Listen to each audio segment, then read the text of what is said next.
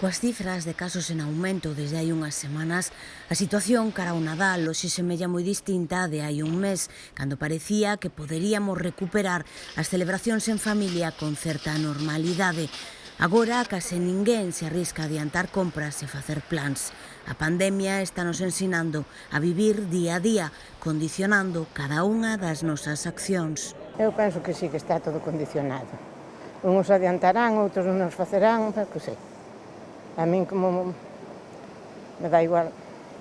Teño dúas fillas casadas e un neto, si nos reunimos, como siempre, pero vamos, non nos poñemos tolos. Bueno, en estos momentos no nos atrevemos a planear pues con esta situación de la pandemia y pues mi familia no queremos exponernos y arriesgarnos nuestra salud, pues creo que más adelante habrá momento para eso. Bueno, pois a verdade é que estámolas preparando, pero con cuidado e separándonos por grupos, non esas xuntanzas como antes de 20 persoas ou máis, pois non, dá moito medo facelas, non, de momento non. Estamos esperando a ver como vai a cousa, poder preparándonos sí, pero con cautela, con cautela.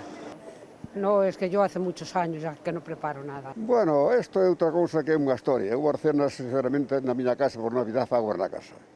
É unha comida familiar e con paz.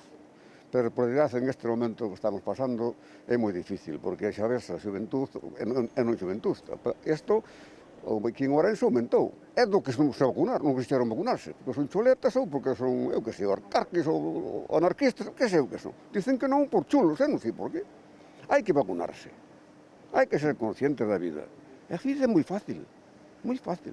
Que pasa que la estropeamos os hombres e as mujeres, claro.